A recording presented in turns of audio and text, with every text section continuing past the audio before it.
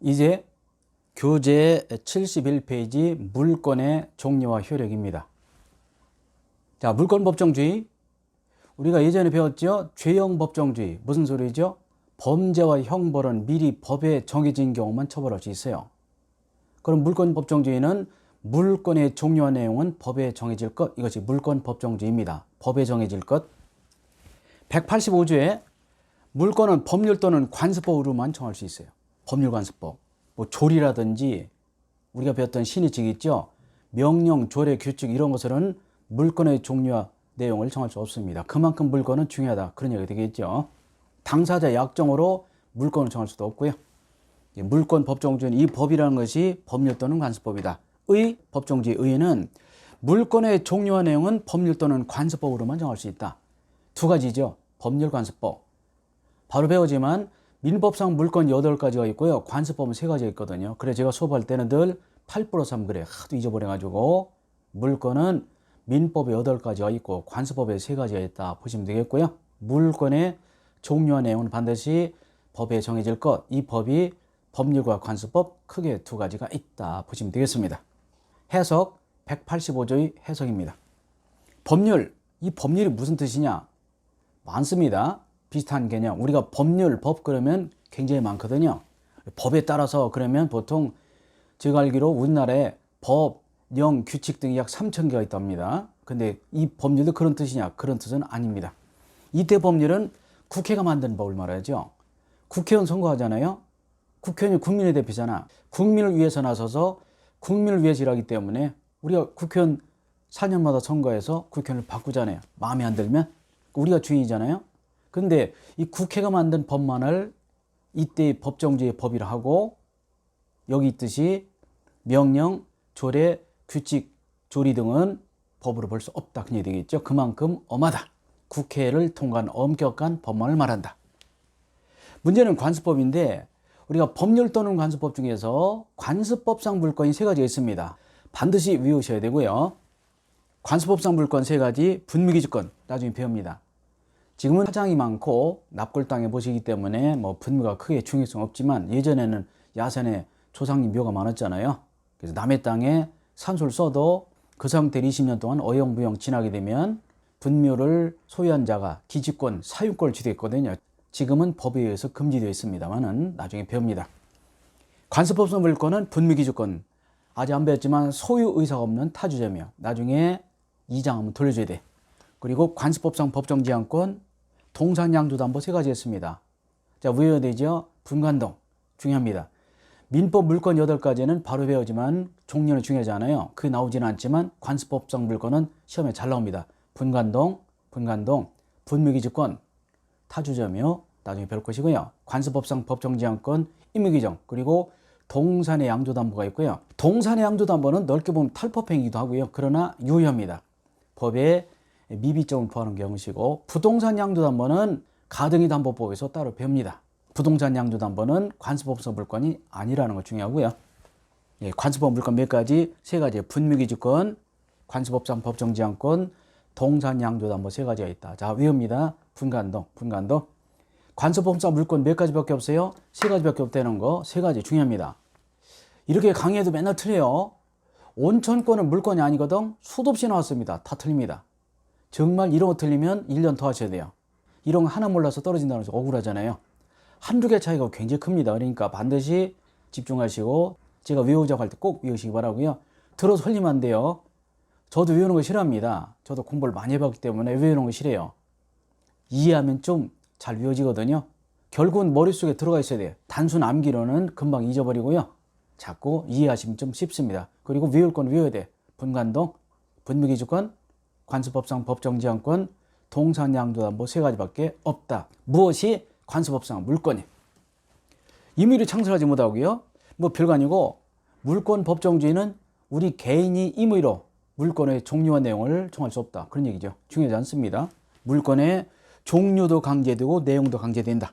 그리고 강요적이기 때문에 위반하면 무효가 되겠죠. 어렵지 않아요. 물권 법정주의는 물권은 법에 정한 경우만 인정되고 이때 법은 법률과 관습법이 있고 법률에 민법 물권 8가지, 관습법에 3가지가 있고 관습법 물권은 분간동이다. 분간동이다라고 보시면 되겠습니다. 자, 판례를 좀 보시겠습니다. 온천권이라는 물건 없고요.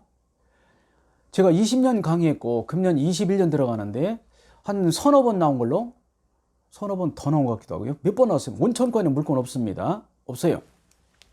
뭐만 있다고? 분간동밖에 없어.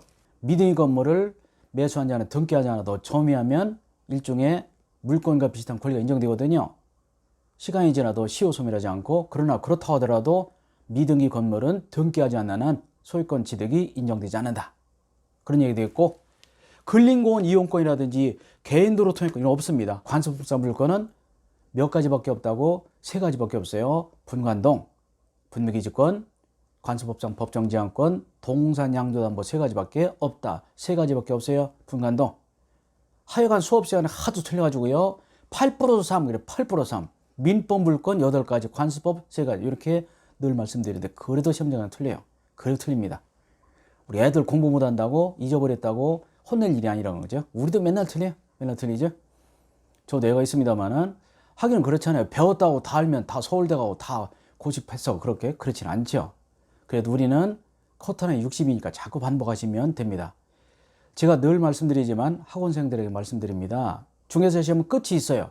끝이 있습니다. 무슨 소리죠? 하면 돼. 하면 됩니다.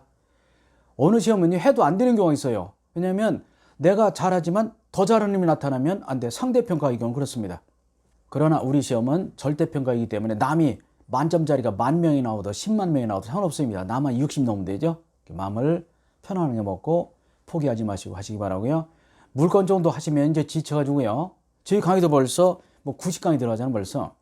제가 원래 생각은 한 150강에 자르려고 했었습니다. 이거를. 근데 해보니까 말도 안 되고 지금 1월 말에 벌써 오늘 1월 30일인데 1월 말인데도 진도 반밖에 못 됐습니다. 총칙 원래 설명할 게 많아. 근데 물건은 큼직큼직하게 보시면 되겠고요. 제가 강의하는 내용 위주로 보시면 됩니다. 저를 믿으시고 믿는 분일수록 먼저 붙습니다. 나중에 두고 보시자고요. 저를 믿는 분일수록 먼저 붙는다. 확신을 가지고 공부하시기 바라고요.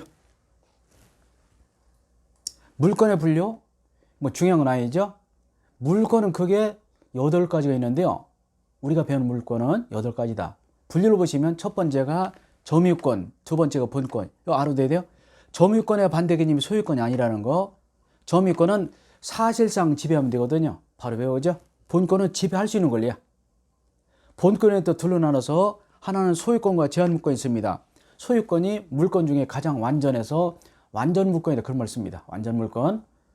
우리가 음식 중에 달걀하고 우유 같은 것을 완전 식품이라고 하거든요. 물론 그 자체가 완전한지는 모르겠지만 그래도 완전하죠. 우리가 달걀 속에서 병아리 나오고 애기들 우유 먹고 크잖아요. 그래서 우리가 배우는 물건은 8가지가 있지만 그 8가지 중에서 소유권이 가장 완전한 물건에 따라서 완전 물건은 소유권을 뜻한다. 그러니까 보통 물건 그러면요 소유권을 말하죠. 제한 물건은 제한된 물건. 여기는 제한되지 않은 완전한 물건. 제한 물건에는 사용수익하는 용의물건하고 담보를 잡는 담보물건이 있습니다. 용의물건은 3가지, 지상권, 지역권, 전세권. 특히 이 지상지역권은 우리 실정에 맞지 않아서 우리나라에만 있는 제도로서 전세지도가 생겼다고 했습니다. 예전에 말씀드렸죠. 전세권은 우리나라에만 있는 제도이다. 그런데 우리가 말하는 여기서 배우는 전세권은 아파트 전세가 아니라는 거. 뭐라고 했습니까? 제가 사무실 등기한 전세를 말한다고 했죠. 그리고 담보물건은 유치권, 질권, 저당권 3가지가 있어요. 그래서 제가 빨간 표시해 놨습니다. 물건은 그게 몇 가지가 있다고요? 8가지가 있습니다. 민법 물건은 첫 번째 점유권, 두 번째 소유권, 그리고 지상권, 지역권, 전세권, 유치질권, 저당권. 그래서 물건은 점소, 지지전, 유질전. 중요한 건 아니지만요. 그렇게 8가지 물건이 있고요. 그 중에서 우리가 질권을 배우지 않습니다. 질권은 동산 같은 거 담보 잡고 돈 빌려 쓰는 거, 주로 전담포에서 요즘 가방, 스마트폰 맡기고 돈 빌려 쓰는 걸 말하죠. 질권은 인질 잡는다 그런 뜻인데 질권은 시험 보면 아닙니다. 그래서 우리가 배우는 물건은 질권을 뺀 7가지가 됐습니다. 물건의 분류. 다시 한번 점유권의 반대 개념이 본권이고, 본권에는 소유권, 완전한 물건이 있고 제한 물건이 있고, 제한 물건에는 사용수익가는 지상권, 지역권, 전세권이 있고요. 담보물건에는 유치권, 질권, 저당권이 있다. 좀 더 들어가면 용의물건은 지상권은 토지에, 지역권도 토지에, 전세는 부동산 인정됩니다.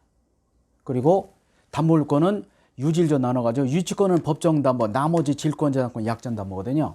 유치권은 법에 정해져 있고 질권재산권은 계약해야 돼. 그래서 지지전 토트부 그러죠. 지상권, 토지, 지역권 토지, 전세 부동산에 나중에 배우죠. 지지전 토트부 그리고 유치권은 법정담보이고 나머지 두 가지 질권과 저당권은 약정담보다. 다만 질권은 동산을 담보로 하기 때문에 시험 범위가 아니라는 것도 알아두시면 되겠고요. 자, 여기까지 하고 좀 쉬었다 하겠습니다.